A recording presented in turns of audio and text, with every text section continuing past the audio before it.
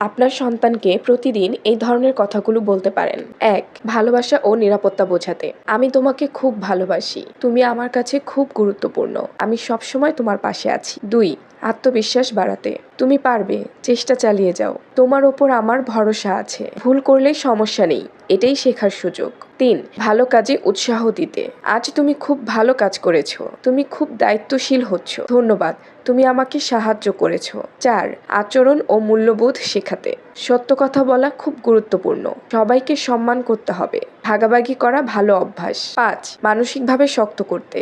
কঠিন সময় আসতেই পারে, কিন্তু তুমি সামলাতে পারবে। হাল না ছেড়ে চেষ্টা করা সবচেয়ে বড় গুণ। ৬. স্বপ্ন দেখতে উৎসাহ দিতে। তুমি বড় হয়ে যা হতে চাও, আমি তোমার পাশে থাকবো। তোমার স্বপ্নগুলো খুব মূল্যবান।